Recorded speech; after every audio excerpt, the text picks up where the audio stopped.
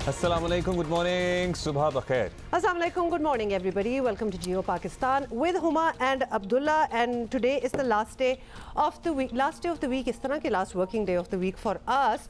बहुत सी बातें आज ही हम पैक कर देंगे शो में, लेकिन एक बात जो आज मैं और अब्दुल्ला डिस्कस कर रहे थे, वो बच्चे, छोटे छोटे बच्चे जिनकी अब क्लासेस स्टार्ट हुई हैं, पहला स्कूल ही उन्होंने जो कदम रखा है वो एक्चुअली ऑनलाइन क्लासेस हैं। गुज़श्ता 1.5-2 साल से जो सिलसिला चल रहा है, तो वो बच्चे, आई वाज जस्ट वंडरिंग कि वो एक स्कूल का एक डिसिप्लिन होता है, एक असेंबली होती है, एक आपको तौर तरीका सिखाया जाता है। अब तो बच्चे उल्टे लटके होते हैं, सामने जी क्लास उनकी वो आईपैड पे खुली हुई है, बीच में माएँ उनको खाने भी खिला रही होती हैं, फिर भी साथ साथ क्लास चल रही होती है। मतलब they are very chilled about their classes, वो ऑफ नहीं है। मैं कल डिस्कस कर रहा था यही घर में कि ये बच्चे जब एक्चुअली फिजिकल स्कूल जाएंगे तो इनको कितनी दिक्कत होगी वो सारा एनवायरनमेंट समझने और वो डिसिप्लिन होने में, क्योंकि अभी तो सोफे पे टांगे ऊपर करके बैठे हुए हैं और सामने माँ या बाप ने फ़ोन लगाया हुआ है ट्राइपॉड पे या किसी चीज़ पे रखा हुआ है और क्लास चल रही है। अच्छा, मैं अपने बेटे की एक ऑनलाइन क्लास देख रहा था, उसमें एक बच्चा तो बिल्कुल ही सोफे पे लेटा हुआ था ना। हाँ। तो फिर अब मैं इस इंतजार में था कि टीचर कब कहती है, फिर टीचर ने कह दिया कि आप प्लीज जरा उठ के तो बैठ जाएं। उठ के बैठ जाओ। बेचारी टीचर भी किसकी स्क्रीन पे और क्या क्या देखे सारों को कहने के लिए। और उसके बाद आजकल इतनी और चीज़ें हो जाती हैं, जिस तरह मेरा जो नेफ्यू है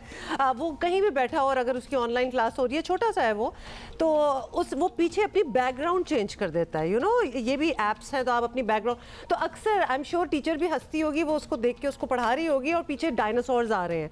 तो वो एक अजीब किस्म की आजकल बच्चों की पढ़ाइयाँ हैं।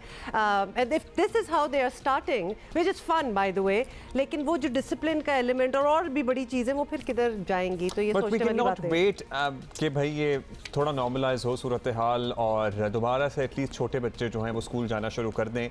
वैसे I was just wondering if everybody in the school gets vaccinated, और तो एटलीस्ट 1 से लेकर 5 तक की तो सूरत हाल कभी आने वाले दिनों में थोड़ी सी बेहतर हो जाए ना, कि बिल्कुल छोटे बच्चों के लिए क्लासेस खोल दी जाएं और थोड़ा चीज़ें नॉर्मलाइज होना शुरू हों, क्योंकि ये फाउंडेशन ईयर्स होते हैं और बड़े बच्चों ने तो वो सारा एक्सपीरियंस कर लिया है ना। फाउंडेशन ईयर्स में आपको शेयर करना ना आए चीज़ें, या आपको डिसिप्लिन होना ना आए, या एक सोशल इन्वायरमेंट में किस तरह सर्वाइव करना है वो ना आए, तो बड़ी मुश्किल हो सकती है। एब्सोल्युटली। अच्छा, while you were actually talking about that, तो मैंने कहा मैं थोड़े से फिगर्स जो हैं हमारे पास उनको इकट्ठा कर लूँ, क्योंकि कोविड, आपको पता है जब वीकेंड आ रहा है तो ये भी एक डर लगना स्टार्ट हो जाता है कि वीकेंड के कोई आप लोगों के प्लान्स होंगे, कहीं निकलना होगा। बिल्कुल अब्दुल्ला, जिस तरह आपने बात की है, कुछ भी कर सकते हैं अगर अपने आप को वैक्सीनेट करा लें। तो सबसे पहले वैक्सीनेशन होनी चाहिए, बाद में सारी चीज़ें। पिछले 24 घंटों का कुछ अहवाल आपको बता दें कि 67 पीपल हैव डाइड, इंतकाल कर गए हैं कोविड की वजह से। 24 घंटों में 67 इज़ द फिगर, और नए केसेस आपको बताएं 4745। तो ये बिल्कुल जिस तरह चल, बल्कि ऊपर ही फिगर्स हमें तो लगता है कि जा रहे हैं, अभी बिल्कुल नीचे आने की कोई बात नहीं है, बड़े कंसिस्टेंट हैं। बहुत चंक ऑफ आवाम जब तक वैक्सीनेट नहीं होगी, हमें खौफ ही आ रहा है कि ये चीज़ नीचे नहीं आने वाली। और कराची में आपको पता है कि जब से लॉकडाउन की सूरत हाल है, I was keeping very keen आए कि भाई सूरत हाल कुछ बेहतर हो, लेकिन ये अराउंड 20% ही पॉजिटिविटी रेट चल रहा है और गुज़श्ता 24 घंटों में भी 20.5% पॉजिटिविटी रेट कराची में ऑब्जर्व किया गया है, नोट किया गया है। हैदराबाद में सूरत हाल ज़रा ख़राब हो रही है, पहले इतना नहीं था। 16.5% हैदराबाद में पॉजिटिविटी रेट रहा है, रेशो रहा है, यानी कि वहाँ भी कोविड के केसेस बढ़ रहे हैं। अच्छा, ये एक इक्वेशन है जो अगर आप समझने की कोशिश करें, जब हम ये कहते हैं ना कि पॉजिटिविटी रेट क्या है, और आप क्या बता रहे हैं, कराची का 20% पॉजिटिविटी रेट है, तो अगर आप 1 लाख, अगर 1 करोड़ लोग हों, आप समझ लें 1 करोड़ लोग हैं, तो व्हाट इज़ 20% ऑफ दैट? तो इसका मतलब है कि 20 लाख लोग जो हैं वो कोविड, मतलब चेक आउट इसका ज़रा आप मोन्यूमेंटल अमाउंट आप देखें। कहने में तो जी 8%, 10%, 15%, ये it sounds like okay fine, ठीक है, लेकिन अगर आप फिगर्स देखें तो हम लाखों की बातें कर रहे हैं। वैसे जो कैलकुलेट किया जाता है वो टोटल नंबर ऑफ टेस्ट्स और उसमें कितने टेस्ट पॉजिटिव आते हैं, उसके हिसाब से रेशो डिसाइड किया जाता है कि अगर 4000 टेस्ट हुए हैं तो उसमें कितने पॉजिटिव आए हैं, और फिर उसके बाद ये रेशो निकलता है, which is a considerable number again. Absolutely. समझने की बात ये है कि ये बात बहुत ज़्यादा आगे जा चुकी है। Please get yourself vaccinated. और बहुत सी बातें शुरू कर लें अब। I still have my reservations about the video though, और वो हम एक्चुअली आपको पता है हम तो कुछ छुपाते नहीं, हम तो बड़े सामने बात कर भी देते हैं। तो जब वो आए भी थे KPL वाले तो हमने पिछले साल नहीं, कब की बात है, कुछ महीने पहले जब आए थे, कुछ महीने पहले ही आए थे, तो हमने अपनी रिजर्वेशंस बताई थी। But we are very excited about that. इसके बारे में हम जरा मजीद बात करेंगे। एक्साइटेड अबाउट द लीग, बस इस गाने को निकाल दें इसमें से, एटलीस्ट इस वीडियो को निकाल दें। बाय द वे शान शाहिद ने डायरेक्ट की है। हाँ, we spoke about that as well, but anyway चलें छोड़ दें सब कुछ। अभी हम जरा पॉलिटिक्स से शुरू करते हैं आज और फिर और बातें करेंगे। तो आपको बता दें जी कि मुस्लिम लीग नून की मुश्किलात में मजीद इजाफा होता नजर आ रहा है और मुस्लिम लीग नून के कायद मियां नवाज शरीफ के लिए बरतानिया में रिहाइश रखना एक नया चैलेंज बनता जा रहा है। हो सकता है मियां साहब को कोई नया ठिकाना ढूंढना पड़े या फिर वतन वापसी की टिकट भी कटानी पड़ सकती है, जिसके लिए मुस्लिम लीग नून और नवाज शरीफ खुद भी तैयार नहीं।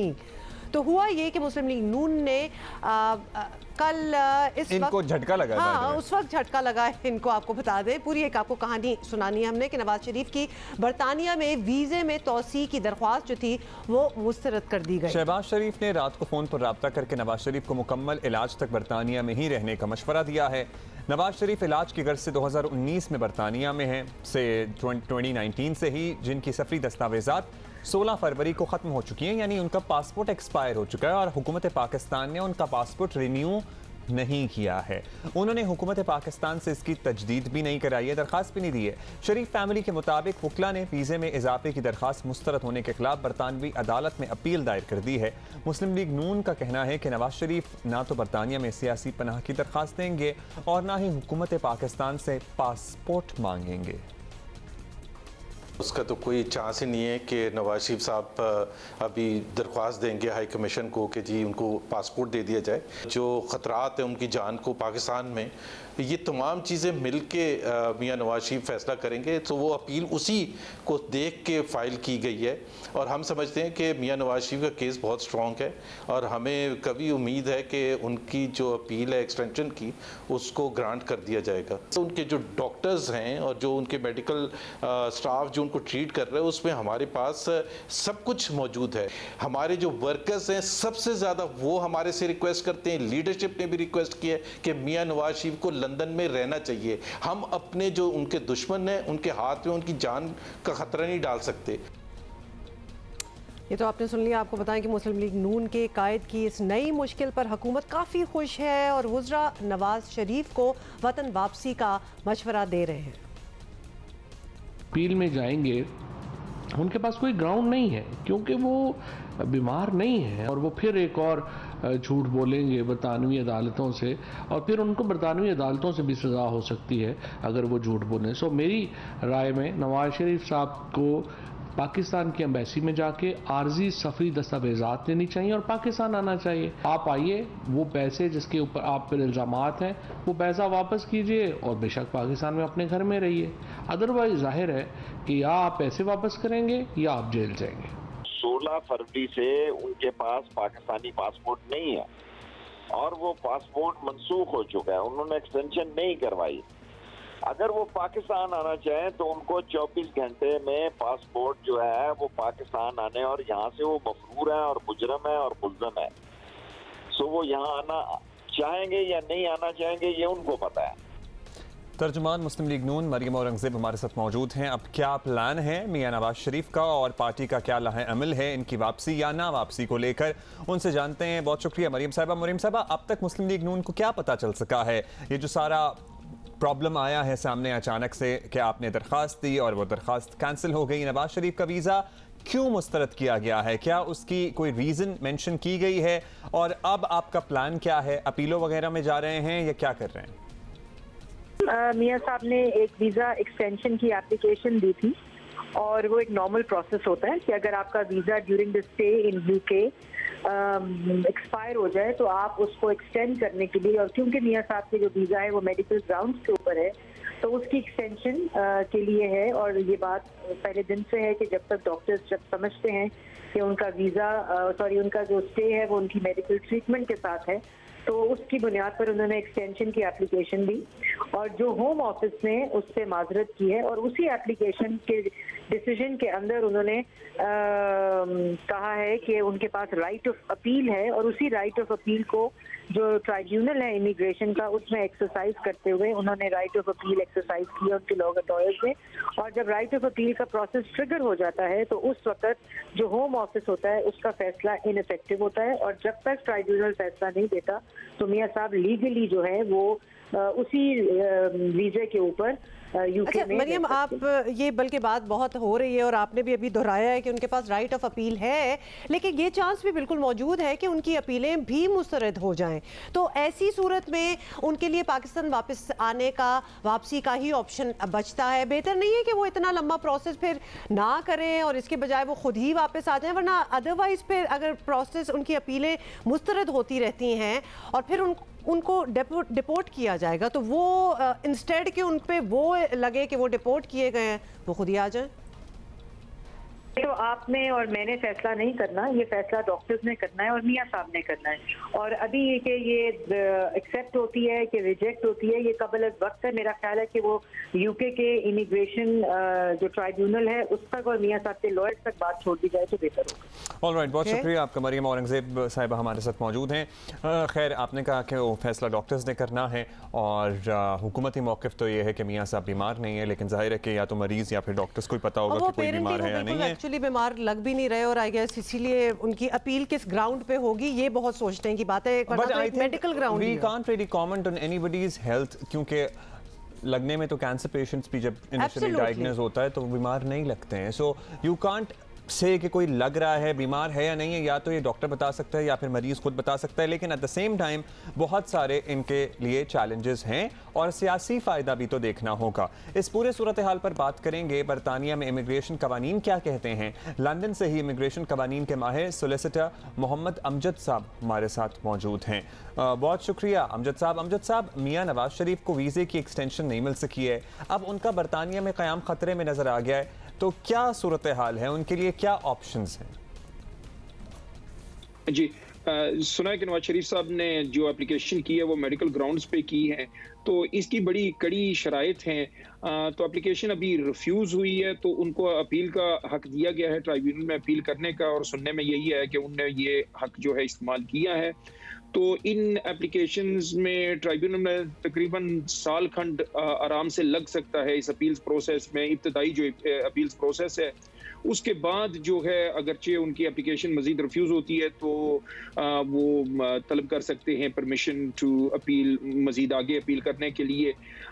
मगर 12-18 महीने में ये सारा प्रोसेस जो है तकरीबन खारिज हो जाना चाहिए। हम अपीलों की बात कर रहे हैं तो ये ज़रूर बता दीजिए कि आम तौर पर ये अपील वगैरह जब वहाँ यूके में होती हैं तो ये प्रोसेस में कितनी देर लग जाती है? बिकॉज यहाँ बात करते हुए एक जो हमें सेंस मिल रही है वो 1.5 साल टाइप मिल रही है, तो ये एक्चुअली कितना होता है प्रोसेस? आमतौर पे देखें, कोविड से पहले जो था इस तरह की अपील्स जो है तकरीबन 6 माह में, जो अंदरून मुल्क से लोग अपील कर रहे थे वो 6 माह में फारिग हो जाती। मगर कोविड के बाद जो है प्रोसेस में जो है खासी तखीर आ गई है और ये तकरीबन 12 महीने के अंदर अंदर ये प्रोसेस जो है खारिज हो जाना चाहिए।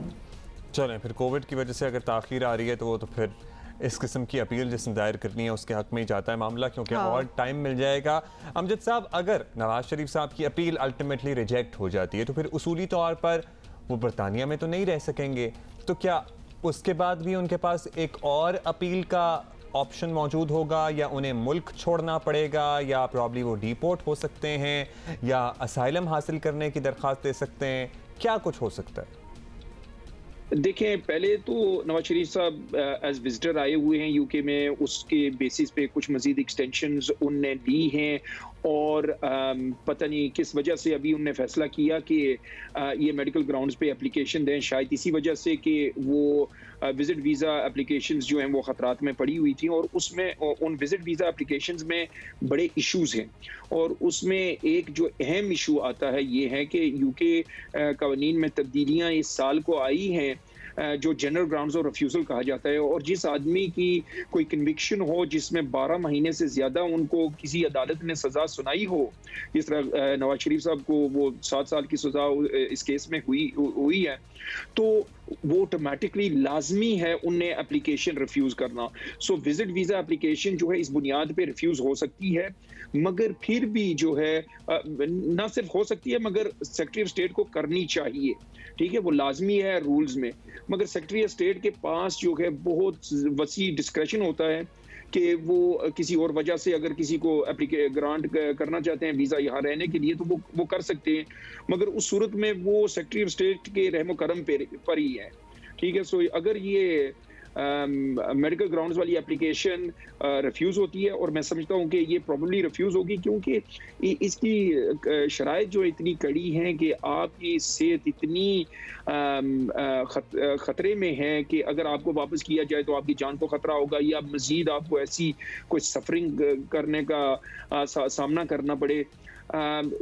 तो मेडिकल ग्राउंड्स वाली एप्लीकेशन मैं समझता हूँ वो तो ऑब्वियसली सारे पेपर वर्क तो नहीं देखे, क्या एविडेंस उन्होंने पेश किया है, मगर वो मुझे कमज़ोर लगती है। उसके बाद जो है दोबारा वो विजिट वीज़ा की एक्सटेंशन मज़ीद तलब कर सकते हैं, मगर उनमें भी खासे इश्यूज़ हैं, और मैं समझता हूँ उन्हीं में इश्यूज़ थे, तो इसी वजह से इनको मजबूरन ये मेडिकल ग्राउंड्स वाली एप्लीकेशन देनी पड़ी। All right, thank you so much. Solicitor Amjad साहब हमारे साथ मौजूद थे और तमाम ऑप्शंस आपने हमें बता दी कि क्या कुछ हो सकता है, बट अल्टीमेटली अभी यही लग रहा है जो फौरी तौर पर हम आपको बता सकते हैं कि 1-1.5 साल तो इस अपील में ही अपेरेंटली गुजर जाएगा, और फिर जब 1-1.5 साल इज अ लॉन्ग अरसा ऑल्सो, तो उसमें और भी बड़ी ऑप्शंस और बड़ी डेवलपमेंट्स हो सकती हैं, सियासी डेवलपमेंट्स भी हो सकती हैं, of course let's see how that goes. और आपको बताएं कि पाकिस्तान सुपर लीग के 6 कामयाब सीजन्स के बाद अब शायकीन क्रिकेट के लिए कश्मीर प्रीमियर लीग का आगाज़ आज से मुजफ्फराबाद क्रिकेट स्टेडियम में हो रहा है, और इवेंट की इफ्तिताही तकरीब, कुछ आपको बैकग्राउंड दे दें ताकि आप लोग तैयार रहें इस चीज़ के लिए। इफ्तिताही तकरीब जी शाम 6 बजे होगी, और KPL का पहला मैच जो है, साथ विजुअल्स भी देख लें। What a stunning place by the way। यहाँ तो किसी को हारने का भी गम शायद ना हो, क्योंकि इतनी अच्छी सेटिंग में खेल रहे हैं। आपको बताइए यहाँ पैराग्लाइडिंग भी होती थी, I saw somebody doing it। So Mirpur Royals, सब कुछ ही होना चाहिए। मीरपुर रॉयल्स और रावलाकोट हॉक्स के दरमियान रात 8:30 बजे खेला जाएगा। पाकिस्तान का पहला स्पोर्ट्स चैनल जियो सुपर ये दिलचस्प मुकाबले बराह रास्त नशर करेगा, और we don't want you to miss out on anything, because एक तो नई टीम्स हैं, ऑब्वियसली प्लेयर्स तो हमारे हैं ही हैं, लेकिन ये एक नई सेटअप है और खूबसूरत सेटिंग है, खूबसूरत लोग भी होंगे definitely. So and of course cricket, बस एहतियात करें। 25% जो है वो स्टेडियम में अलाउ किया गया है लोगों को, 25% कैपेसिटी के साथ टिकटों की फरोख्त भी की गई है। So everybody who is going to the stadium, please wear a mask, आप social distance maintain करें। And it really depends on you कि ये जो टूर्नामेंट है ये चले, क्योंकि बीच में खत्म भी हो सकता है अगर एहतियात करें और जमघटे ना लगाएं, और जो प्लेयर्स हैं वो तो और भी ज़्यादा एहतियात करें अपने बायो सिक्योर बबल की। अच्छा जी, ज़रा आगे बढ़ेंगे, और कराची के लिए कुछ अहम फैसले कल किए गए हैं, और बड़े दिन से चमगोइयाँ थी, खबरें सामने आ रही थी कि जनाब मुर्तज़ा वहाब साहब को बनाया जा रहा है एडमिनिस्ट्रेटर, और फाइनली वो फैसला हो गया है। और कहाँ आपने फैसला सारा तहरीक इंसाफ ने सिंध पर नजर जमाई। एक्चुअली आपको पता है ना, ये भी आ रही थी खबरें कि तहरीक इंसाफ ने सिंध प्लान बना लिया है, और इसके लिए पुराने लीडरान से कुछ राब्ता भी किया गया है। तो सूबाई हुकूमत ने भी अपने मोर्चे संभाल लिए हैं, और सिंध काबीना में अहम तब्दीलियाँ भी सामने आई हैं। तर्जुमान सिंध हुकूमत मुर्तज़ा वहाब को नया एडमिनिस्ट्रेटर कराची तैनात किया गया है।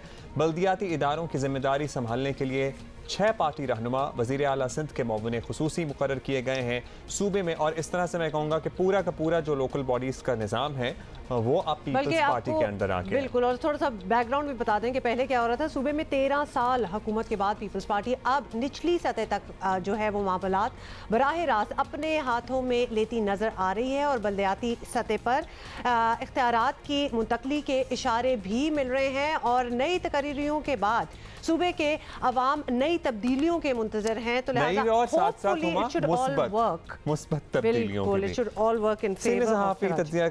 अब्बास साहब हमारे साथ मौजूद हैं। मज़हर साहब, ज़ाहिर है पीपल्स पार्टी सिंध पर तो बरसरे इक़्तिदार है ही इतने सालों से, लेकिन यहाँ पर्टिकुलरली अर्बन सिंध में वही डिलीवरी की शिकायत हैं। अर्बन सिंध के लोग नाला नज़र आते हैं अब भी पीपल्स पार्टी से, और यहाँ पे हमेशा से MQM का फैक्टर भी एक हकीकत रहा है। अब आपको लगता है कि पीपल्स पार्टी ने सोचा है कि अपनी अगर इमेज बेहतर करनी है पर्टिकुलरली इन अर्बन सिंध, तो ये बल्दियाती जो निज़ाम है इसमें परफॉर्मेंस दिखानी होगी, और इसके लिए सर्टनली फिर परफॉर्मेंस दिखाने के लिए इख्तियारात भी लेने पड़ेंगे। जी शुक्रिया। देखिए, पीपल्स पार्टी कराची में हमेशा से एक बड़ी जमात रही है, इसमें तो कोई दो राय नहीं है। MQM जाहिर है, MQM का 25-30 साल का प्रीडोमिनेंट रोल अर्बन सिंध का रहा है। उन्होंने उनके जो मेयर डॉक्टर फारूक सत्तार भी, मुस्तफ़ा कमाल भी, 2 मेयर उनके बैक टू बैक, और अगर शायद 2001 में वो बॉयकॉट नहीं करते तो ऐन मुमकिन था कि 2001 में अगर वो करते तो ऐन मुमकिन था कि उनके मेयर तीसरा मेयर भी मुंतखब होता, लेकिन उन्होंने बॉयकॉट किया था उस वक्त।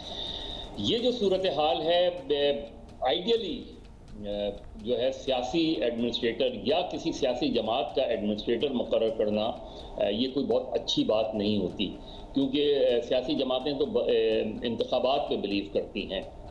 मेरा ख्याल है हमने देखा कि पिछले बल्दियाती इंतखाबात के बाद एक बड़ा वैक्यूम आया है, चाहे वो पंजाब उठा लें या दूसरे सूबे उठा लें, तो बल्दियाती इलेक्शंस नहीं हुए। बल्दियाती इलेक्शन तो पहला टास्क तो सिंध गवर्नमेंट का होना चाहिए था कि बल्दियाती इलेक्शन फौरी तौर पर कराएं, और बहुत अच्छा होता मुर्तज़ा वहाब एक मुंतखब मेयर के तौर पे आते। मुर्तज़ा वहाब ज़ाहिर है, फौदिया वहाब से मेरी तो यूनिवर्सिटी कुलीग रही हैं, उनके साहिबजादे हैं, पढ़े लिखे हैं, उनसे बड़ी तवक्कुआत हैं, और अब जबकि उनको ये जिम्मेदारी दी गई है तो बुनियादी मसाइल कराची के सबको पता है। ऐसा नहीं है कि कराची के मसाइल नहीं पता। कराची का बुनियादी मसला इस वक्त सबसे बड़ा मसला पब्लिक ट्रांसपोर्ट का है। क्या इतने कलील मुद्दत में मुर्तज़ा वहाब कोई मेजर ऐसा फैसला कर पाएंगे कि कराची में ट्रांसपोर्ट नज़र आ जाए, कराची में सीवरेज का निज़ाम बेहतर हो जाए? कराची 3-3.5 करोड़ आबादी का शहर है उसमें, लेकिन उनका पीपल्स पार्टी का टास्क ये लगता है, सिंध गवर्नमेंट का टास्क ये लगता है कि वो अगले 6 महीने एटलीस्ट 6 महीने में कुछ ऐसे मेजर काम करें कि जिसके बाद वो बल्दियाती इलेक्शन में जा सकें।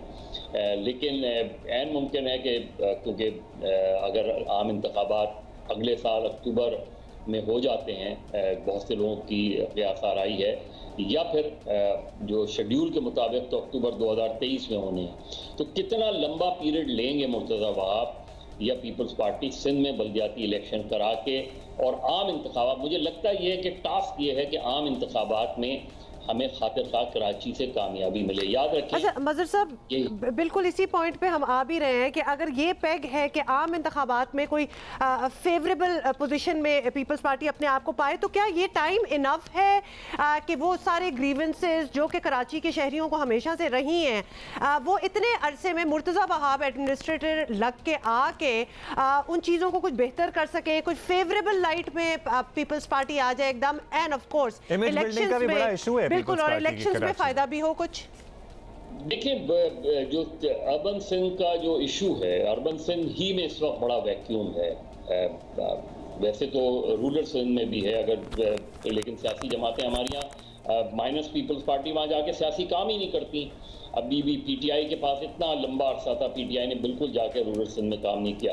अब अर्बन सिंध में पिछले दिनों अली जैदी साहब से मुलाकात हुई थी, उन्होंने एक बड़ा लंबा चौड़ा उनका एक प्लान है, अरबों डॉलर का प्लान है, जो उन्होंने कम से कम 5 प्लान ऐसे हैं जिनमें से 3 उन्होंने शेयर किए मुझसे।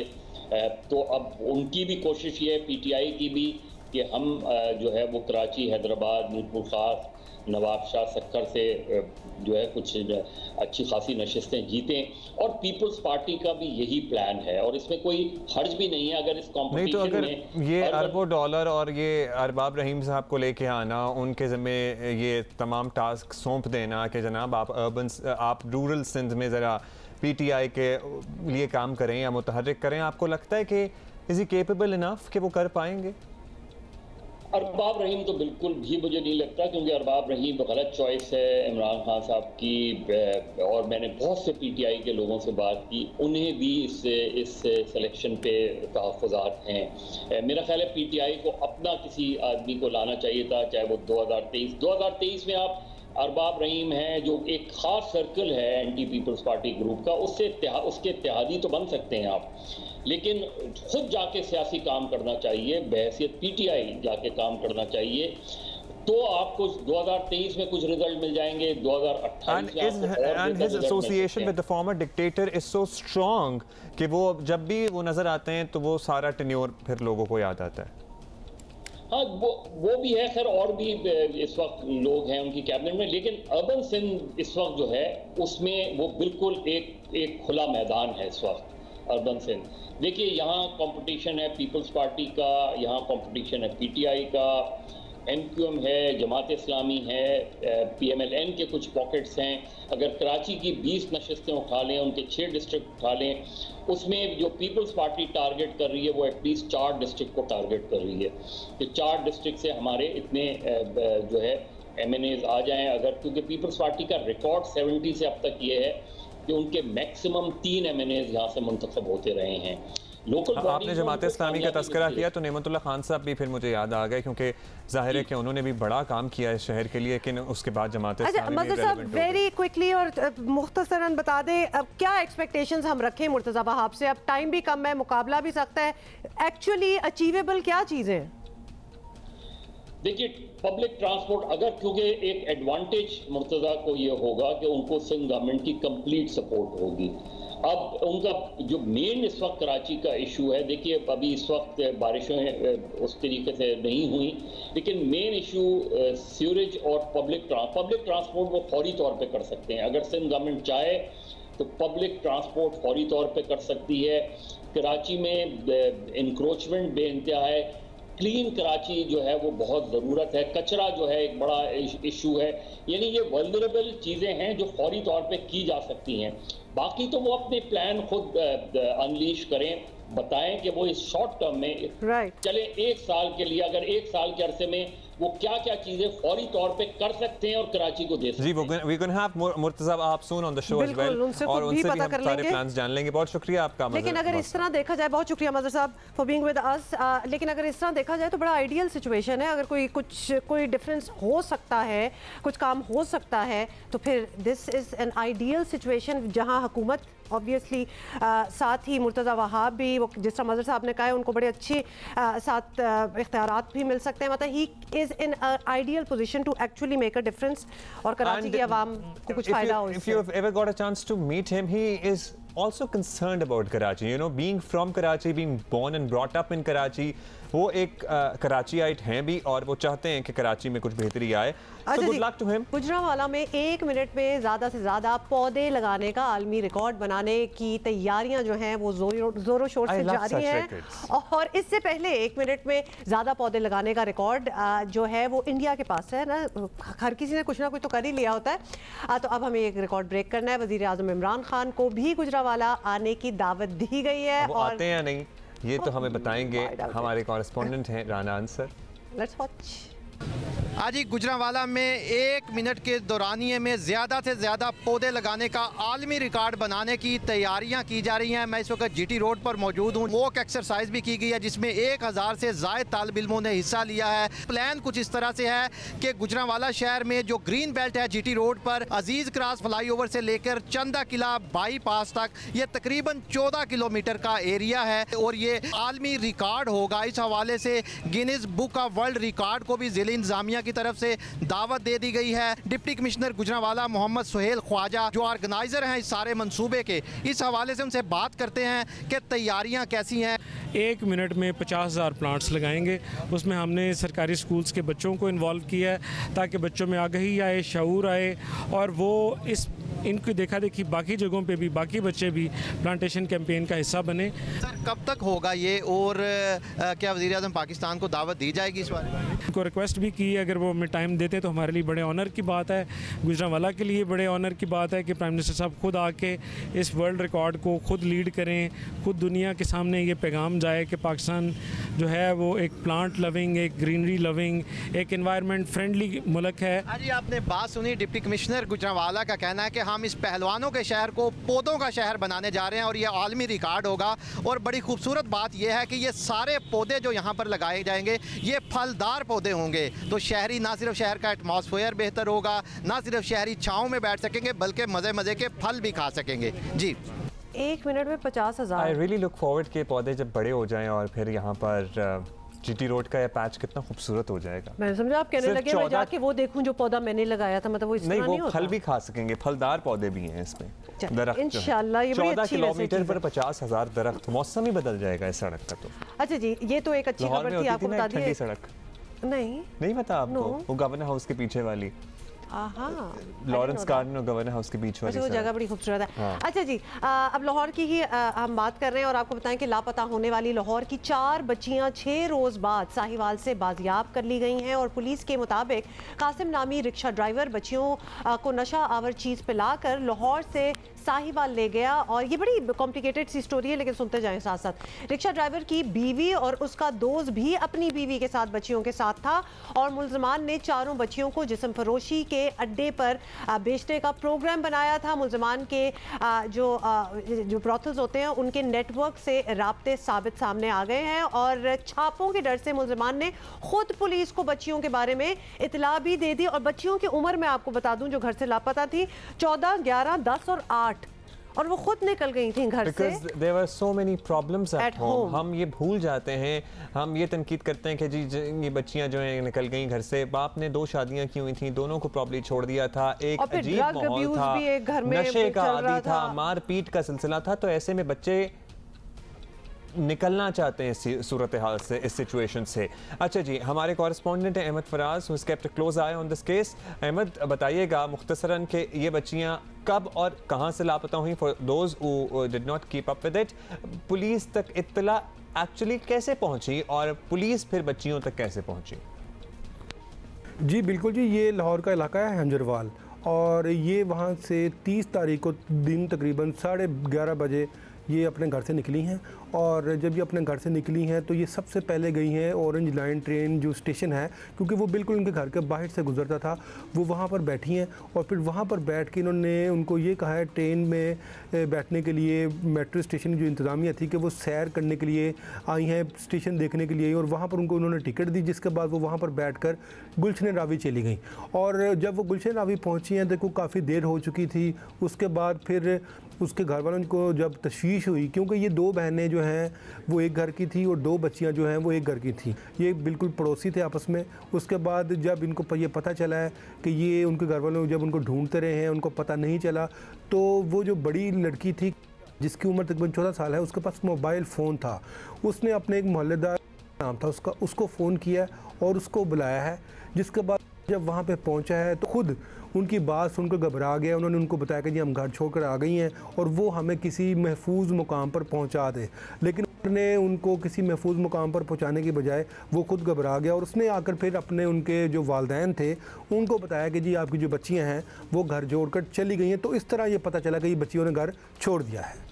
ये पूरा एक नेटवर्क है, एक नहीं बहुत से नेटवर्क्स हैं जहाँ बच्चियाँ फरोख्त होती हैं और इसी तरह जो घर से भागी हो, बेशक अगवा भी ना किया हो, खुद ही निकल आई हैं घर से, क्योंकि घरों में इतने प्रॉब्लम्स होते हैं।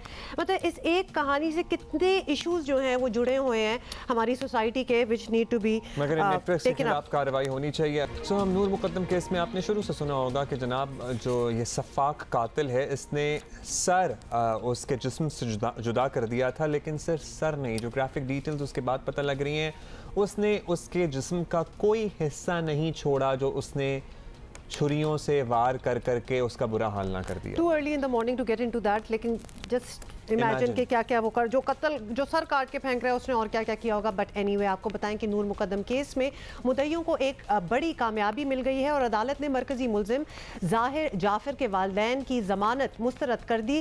तहरीरी फैसले में जमानत मुस्तरद करने की वजूहात में बड़ी अहम बातें सामने आई हैं और मुलजिम के वालिदैन मुलजिम की मदद और जानबूझकर हकायक छुपाने की कोशिश करते रहे। मुलजिम और उसके वालिद की कॉल रिकॉर्ड से साबित हुआ कि डॉक्टर जाफर जो है, सॉरी डॉक्टर नहीं, जाकिर जाफर जो कि वालिद का नाम है और इनका खुद नाम जो बंदे का है वो जाहिर है, वालिद का नाम जाकिर है। जाकिर जाफर वाक़े से लाइल्म नहीं थे। कत्ल की वारदात के दौरान मुलजिम के वालिद जाकिर जाफर बेटे से मुसलसल राब्ते में भी थे। जानबूझकर पुलिस को वाक़े की बरवक्त इत्ला नहीं और अपना जो थेरेपी वर्क्स टाइप ऑर्गेनाइजेशन है इदारा, वहां से टीम को भेज दिया कि किसी तरीके से छुप जाए बात। 100% इस लड़के को वालिदैन ने बचाने की कोशिश की है। इस शफाक हरकत के बाद भी वाक़े के बाद शवाहिद छुपाने की भी कोशिश की गई। फैसले में वाज़े किया गया है कि संगीन जुर्म में बेटे की मुआवनत करने के सबब मुलजमान जमानत के गैर मामूली रिलीफ के मुस्तहिक नहीं है। तहकीकात में मजीद किरदार सामने आ रहे हैं।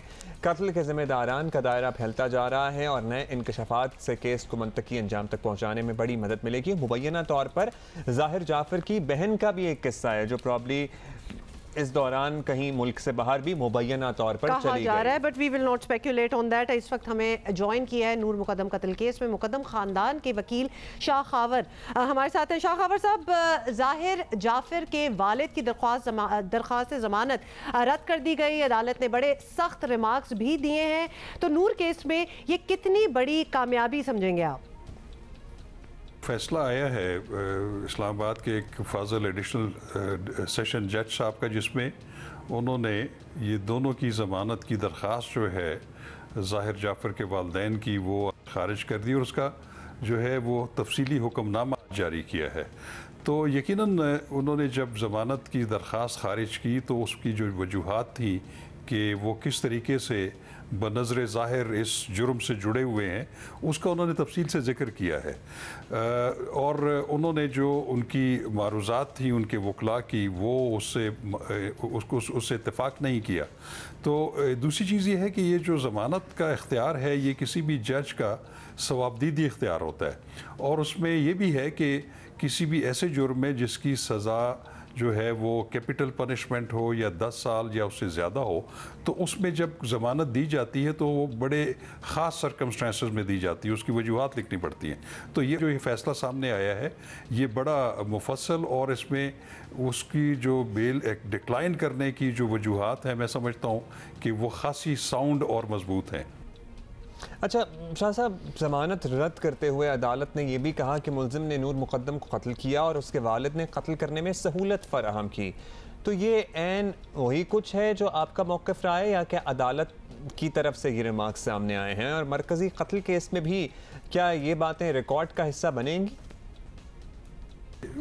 उन्होंने तो ये मौक़िफ़ इख्तियार किया है कि वो ज़ाहिर जाफ़र के इस जो बेईमाना उसका जो एक्ट है उसको किसी तौर पे भी जस्टिफाई नहीं करते और वो वालिदैन के साथ खड़े हैं। लेकिन उसके साथ साथ हमने ये भी देखा कि उनकी तरफ से जो है वो वकला की भी खिदमात जो है उन्होंने फौरी तौर पे हासिल कर ली और सब चीज़ हो गई। लेकिन उनकी जो क्रिमिनलिटी है वो तो जो जितनी शहादतें जो वाक़याती शहादतें इकट्ठी की गई है वो तो उसके सामने है। तो इसलिए इसमें जहाँ तक ऑब्जर्वेशंस का ताल्लुक़ है कि इस केस में जो कि एडिशनल सेशन जज साहब ने जो रिमार्क्स दिए हैं, जो ऑब्जर्वेशंस दिए हैं, उसका जो ट्रायल होना है उसके साथ कोई ताल्लुक़ नहीं होता, क्योंकि ये एक उमूमी राय होती है जज साहब की जो ज़मानत दे रहे हैं या ज़मानत डिक्लाइन कर रहे हैं। तो उसमें ये भी लिखा होता है कि ये जो हमारी राय है इसमें जो हमने कायम की है ज़मानत की दरख्वास्त के फ़ैसले के ऊपर, वो सरसरी सी है जिसका ट्रायल के ऊपर जो है कोई सच असर नहीं पड़ता। अच्छा ठीक है, ये भी बात समझ आ गई। इतने सवाल हैं लेकिन ज़्यादा टाइम आपका नहीं लेंगे।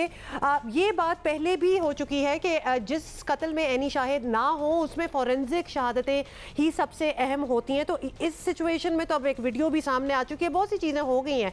तो अब तक जो कुछ सामने आया है उनके बेसिस पे आप समझते हैं कि इस केस का फैसला जो है वो जल्द होने वाला है? जी बिल्कुल, जहाँ पे कोई ऐनी शाहिद ना हो तो वहाँ पे ज़्यादा इन्हिसार होता है वाक़याती शहादत के ऊपर और फोरेंसिक शहादत के ऊपर। तो इस केस में जो अभी तक तफ्तीश अमल में लाई है, ये जितनी भी फोरेंसिक साइंस की जो है शहादत वो सामने आई है या वाक़याती शहादत आई है, वो तो बिल्कुल जितने भी वाक़यात हैं उसकी कड़ियों से कड़ी जो है वो मिल रही है और उसकी निशानदही मेन मुलज़म और दीगर जितने शरीक मुलज़म हैं उनकी तरफ हो रही है।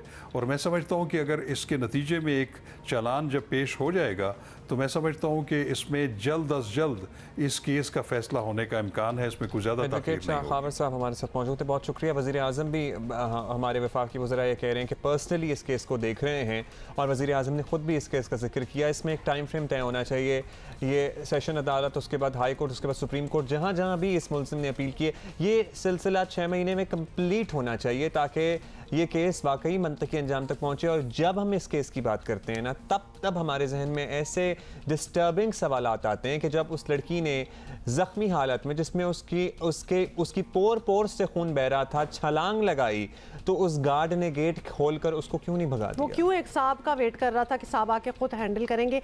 ये जो एक इनडिसीजन होती है ना कि अब क्या करना चाहिए क्या नहीं, ये वो मोमेंट्स होते हैं जो जानलेवा हो चुके होते हैं, वरना वो शायद निकल भी सकती थी।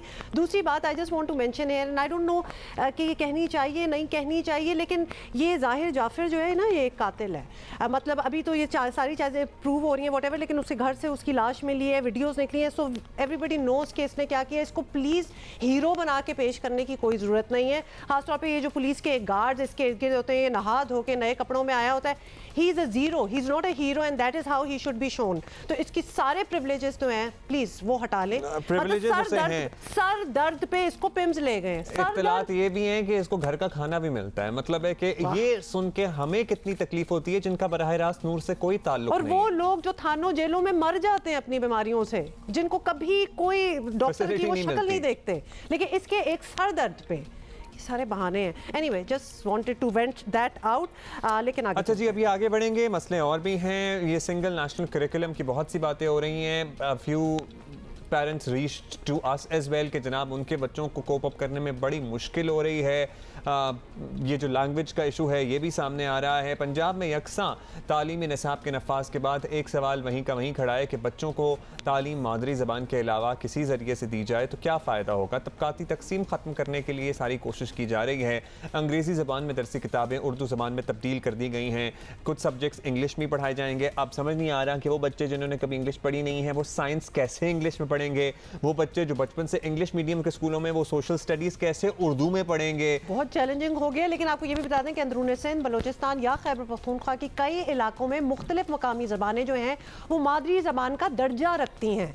तो वो उर्दू वहाँ बिल्कुल ना बोली जाती है, ना समझी जाती है। उर्दू हमारी कौमी ज़बान है, हमारी मादरी ज़बानें तो सबकी मुख्तलिफ होती हैं। तो मुख्तलिफ सूबों में जी मुख्तलिफ मादरी ज़बानों की हामिल जो स्टूडेंट्स हैं उनको उर्दू ज़बान का पाबंद बनाने से मसला कैसे हल होगा, ये बहुत बड़ा सवाल है। बेसिकली ये कि इनका कॉन्सेप्ट ये है कि जनाब कॉन्सेप्ट उस वक्त समझ में आता है बच्चों को जब वो अपनी ज़ुबान में कॉन्सेप्ट समझें, इसलिए हमने ये उर्दू कर दिया है। तो जनाब ये जो सिंध में बच्चे बैठे हुए हैं इन्हें उर्दू भी समझ नहीं आती है। इंटीरियर पंजाब में जो बच्चे बैठे हुए हैं उन्हें, सेंट्रल पंजाब में उन्हें नहीं समझ आती उर्दू, तो फिर उनको पंजाबी में और सिंधी में पढ़ाएं जिसमें कोई आर नहीं है, जिसमें कोई बुराई नहीं है। लेकिन क्लैरिटी तो दे देना, क्लैरिटी दे कि जनाब उर्दू में ही सब पढ़ेंगे तो समझ में आएगी, तो जिनको अंग्रेजी समझ में आती है उनको उर्दू समझ में नहीं आ रही है।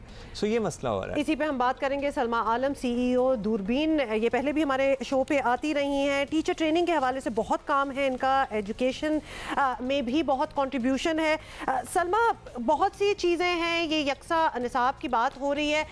सबसे पहले आप पॉइंट आउट कर दें कि आपको क्या चैलेंजिंग चीज़ें नज़र आ रही हैं कि ये डूएबल नहीं है या फिर ये नहीं चल सकता ज़्यादा देर तक। जी, अस्सलाम वालेकुम Humayun Abdullah and thank you again for having me on the show. सबसे पहले तो आई थिंक देखें, आई थिंक सब इस बात पे मुत्तफिक हैं कि रिसर्च ये दिखाता है कि बच्चे जो हैं स्पेशली जो अर्ली प्राइमरी ईयर्स होते हैं, they learn best in their own mother tongue. तो इसमें तो कोई दो वो नहीं है ना, राय नहीं बनते हैं जी। लेकिन अब इसको इम्प्लीमेंटेशन में लाने के लिए जो है काफ़ी सारी दुश्वारियां खड़ी होती हैं।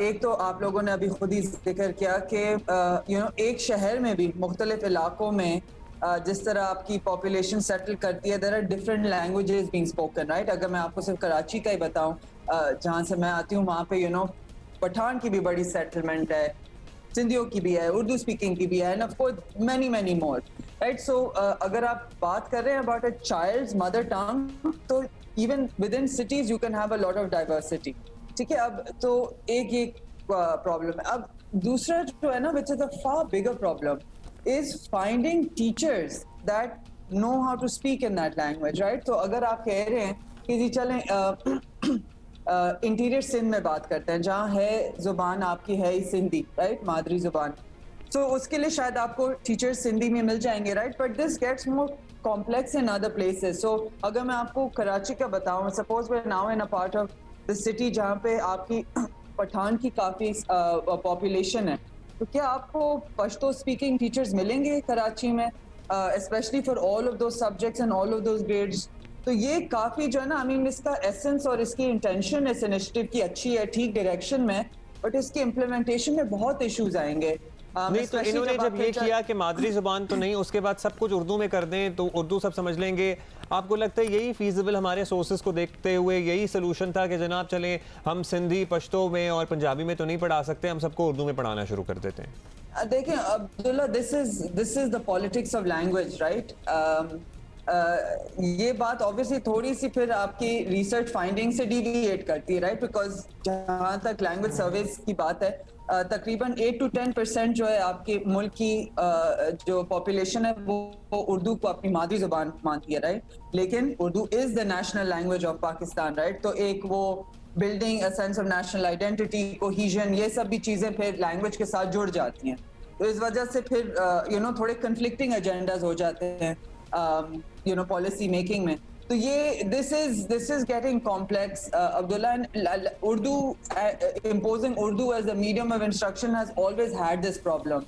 एक तरफ आप कह रहे हैं कि जी मादरी जुबान, और दूसरी तरफ आप कह रहे हैं नहीं नेशनल लैंग्वेज। तो ये This has always been a problem. This is not unique. अच्छा, जब हमने ये बात की तो हमें ये बताया गया कि बड़े स्टेक होल्डर्स इन्वॉल्व थे और बड़े लोगों की सहमत से या डिसीजन मेकिंग से, अग्रीमेंट के बाद ये चीज़ें सामने आई हैं। सो ये भी एक बहुत बड़ा सवाल है कि किस तरह कोई अग्री कर सकता है। लेकिन सलमा, आपसे ये पूछना चाहेंगे कि ये there is too much concentration on the curriculum. जी, एक करिकुलम होना चाहिए और सारे एक जैसी चीज़ें पढ़े, and less on how to educate them, मतलब उसको इम्पार्ट किस तरह करना है। सिंध में क्या किस तरह इम्पार्ट करेंगे, आप पंजाब के रूरल एरियाज़ में क्या कर रहे हैं, मतलब हर इलाके के अपने चैलेंजेस हैं। फिर टीचर्स वो ट्रेंड हैं एकदम से वो करने के लिए, तो इस पे हमें ज़्यादा कॉन्सेंट्रेशन नज़र नहीं आ रही।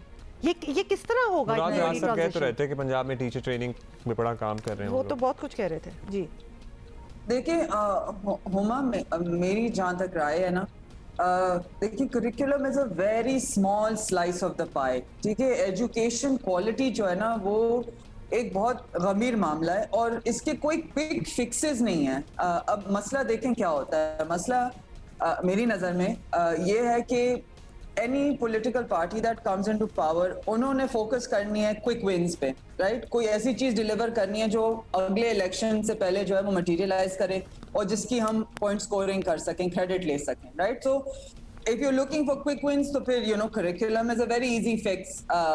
उसका जल्दी से रिव्यू करके आप निकाल दें and you can make tall claims about how this is the great equaliser. लेकिन exactly like you said, right, curriculum एक किताब देखें, एक काबिल टीचर जो है ना हुमा, उसको अगर आप एक बुरी किताब भी पकड़ाए ना, he will still deliver a good curriculum, he will still craft good lessons and execute a very student centered lesson in his class regardless of textbook कैसी दिखती है। तो इससे इतनी बड़ी उम्मीदें रखना ना कि अब ये सब कुछ ठीक हो जाएगा, नहीं, ये सिर्फ पहला कदम ही है। और यस, टीचर ट्रेनिंग पे तवज्जो है पंजाब की, but devil lies in the details, right? वो किस तरीके की हो रही है, क्योंकि टीचर ट्रेनिंग तो हम दहाइयों से कर रहे हैं। ये प्लीज बताइएगा, साइंस जो है वो करती है अंग्रेजी में, मैथ्स भी इंग्लिश में है, फिर जनरल नॉलेज को वाकफियत आमा का नाम देकर उर्दू में कर दिया गया है, फिर सोशल स्टडीज माशरती उलूम में उर्दू में। तो समझ नहीं आ रहा कि एक बच्चा जिसको बिल्कुल नहीं अंग्रेजी समझ आती है, वो साइंस तो सबसे ज़्यादा समझने वाला काम था, वो आपने बजाय इसके कि उर्दू अंग्रेजी की ऑप्शन होती, वो सभी अंग्रेजी में पढ़ेंगे। जी अब्दुल्ला, आई थिंक देखें इम्प्लीमेंटेशन में ये चीजें चलेंगी ही बाइलिंगुअल, और चलनी भी चाहिए बाइलिंगुअल। लेकिन बाइलिंगुअल चल नहीं रहे ना, ऑप्शन यहाँ पे कोई नहीं दे रहा। वो कहते हैं कि जी जो हमने कह दिया है वो ही है बस। नहीं, बाइलिंगुअल मैं इस तरीके से कह रही हूँ कि आप बेशक अपनी टेक्स्ट बुक जो है वो अंग्रेजी में छापेंगे, लेकिन पढ़ाने वाले की अगर खुद ही वो लैंग्वेज प्रोफिशिएंसी नहीं है तो वो ज़्यादातर फिर अपनी उर्दू या कोई और ज़ुबान ही इस्तेमाल करते हुए ये कॉन्सेप्ट्स पढ़ा रहा होगा।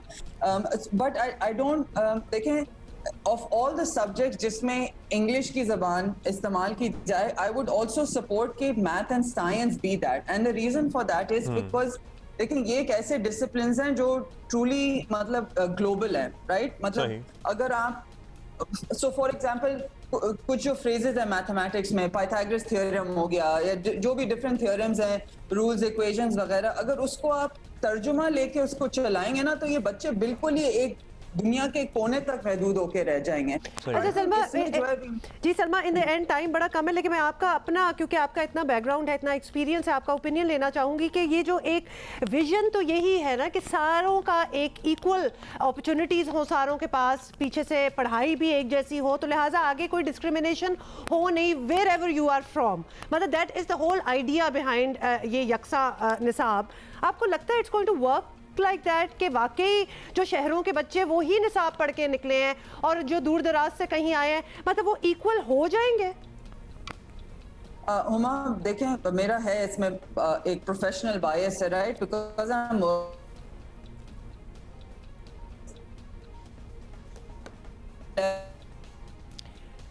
अच्छा जी, सलमा थी हमारे साथ, बातें भी बड़ी की, लेकिन इस सवाल का जवाब नहीं मिल सका और मेरा ख्याल है कि हमारी ज़रा कम्युनिकेशन ख़त्म होगी उनके साथ। Thank you Salma, thank you Salma. अगर आपके भी कोई सवाल मुझे अब ये बात समझ आ गई है कि साइंस और मैथ्स अगर अंग्रेजी में रखी है तो अब Salma has made us understand कि ये एक ग्लोबल सब्जेक्ट्स हैं तो ये इंग्लिश में ही होने चाहिए थे। मतलब इनको तो रहने दें एटलीस्ट। नहीं, ये ठीक किया, तो this is a right decision. इनको नहीं आप उर्दू में कर सकते, लेकिन ये भी है कि जो जिस वजह से ये सब कुछ किया जा रहा है कि वो नज़र आ रहा है होते हुए, मतलब हाउ डू यू फोरसी कि वो होगा इस तरह कि नहीं होगा, but anyway we never got that answer. Pakistan cricket के लिए बड़ी ज़बरदस्त खबर आई है और ख़बर ये है कि 18 साल बाद न्यूजीलैंड की टीम पाकिस्तान की मेहमान बनने को तैयार है। स्केड्यूल जारी हो गया है, दोनों टीमों के दरमियान 3 वनडे मैचेस और 5 T20 मैचेस खेले जाएंगे। क्या तैयारियां हैं और होपफुली ये जो अनाउंस किया गया है दौरा ये पाए तकमील तक भी पहुंचे। और आपको पता है ना, BCCI हमेशा आड़े आ जाता है जब भी पाकिस्तान में कुछ होने लगता है,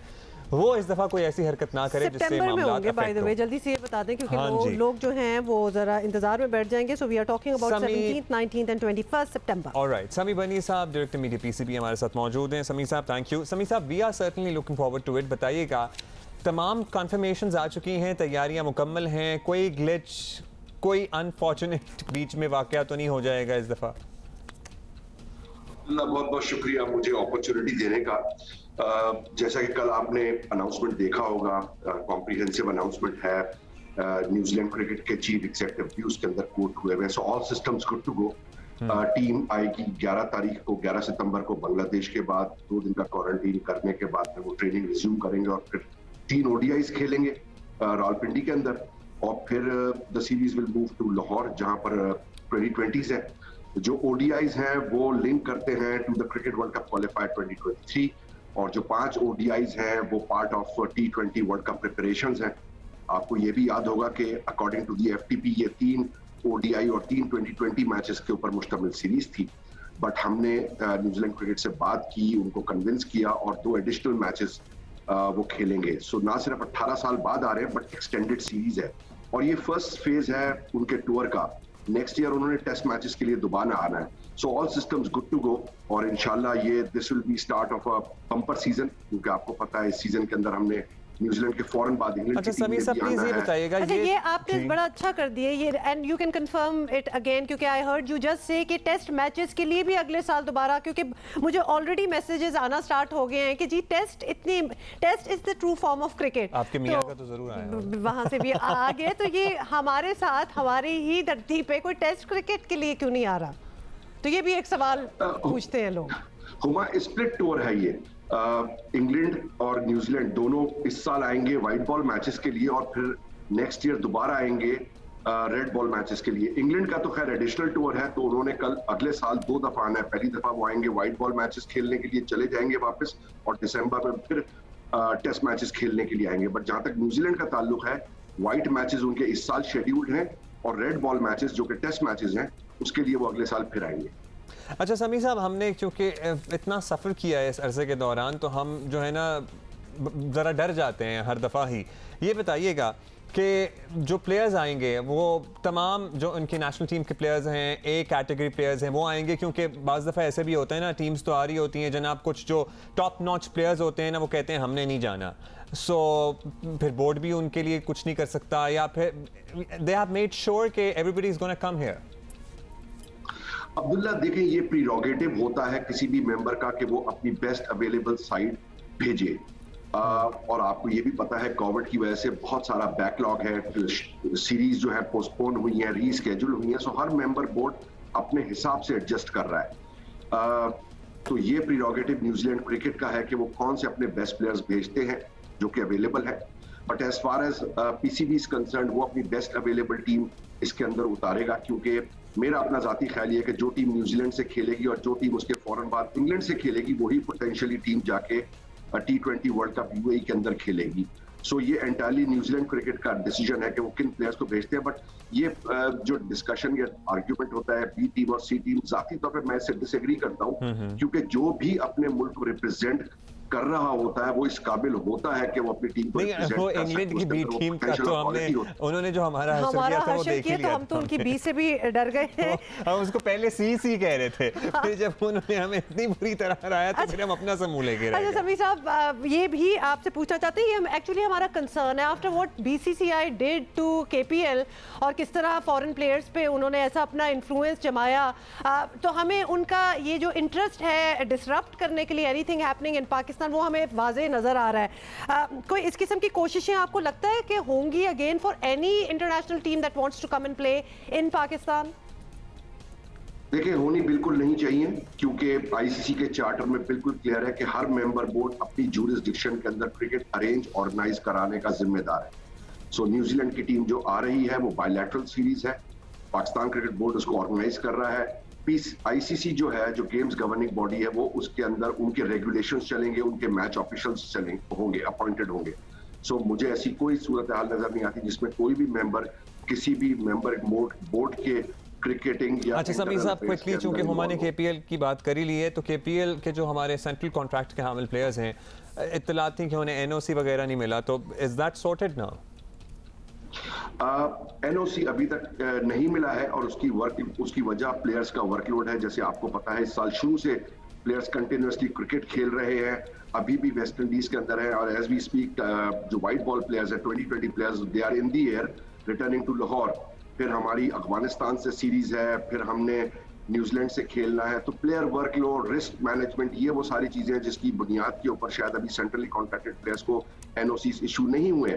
but on the other side of the point, तकरीबन 28 नेशनल प्लेयर्स ऐसे हैं जिनको कि ऑलरेडी हमने एनओसी इशू किया हुआ है, और वो केपीएल में भरपूर तरीके से पार्टिसिपेट कर रहे होंगे, और इस सीरीज को, इस लीग को कामयाब बनाने में अपना पूरा किरदार। We are also looking forward के ये जो केपीएल पहली दफा हो रही है, ये कामयाब रहे। बहुत शुक्रिया आपका, बहुत शुक्रिया समीर बनी साहब हमसे बात करने का। अच्छा जी, इससे पहले हम सिंगल नेशनल करिकुलम की बात कर रहे थे, और सलमा साहिबा हूज इन एजुकेशन इस एक्सपर्ट हमारे साथ मौजूद थी। पंजाब में तो इसका बाकायदा नफाज शुरू कर दिया गया है, लेकिन सिंध ने इस पर रजामंदी जाहिर नहीं की, तो फिर ये सिंगल नेशनल करिकुलम कैसे हो गया? और इसमें फिर नेशनल नहीं आता ना नाम, अगर नेशन वाइड अगर इम्प्लीमेंट नहीं होगा, मिलके करेंगे तो होगा। पीपल्स पार्टी के सीनियर रहनुमा सईद गनी साहब, जो कि साबिक वजीर तालीम भी हैं सिंध के, और उनसे बात करते हैं। गनी साहब, ये प्रपोजल आया होगा सिंध को, ज़ाहिर है आपने भी अपने टेन्योर में जब आपने वजारत संभाली हुई थी ये मामला देखे होंगे। सिंध को क्या रिजर्वेशंस हैं ये सिंगल नेशनल करिकुलम पे? क्योंकि आइडियली अगर इसे देखा जाए तो बड़ा अच्छा कॉन्सेप्ट लगता है जनाब, पूरे मुल्क में एक जैसी तालीम होगी।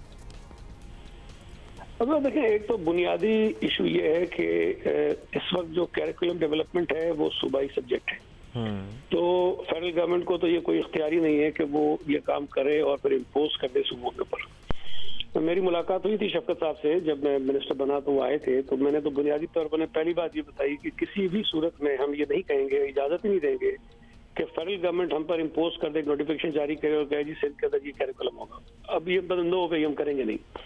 अगर हम आपसे 100% एग्री कर जाते हैं तब भी होगा ये कि हम उसको अडॉप्ट जरूर कर सकते हैं, लेकिन हम आपके नोटिफिकेशन को नहीं मानेंगे। तो ये पहली बात थी।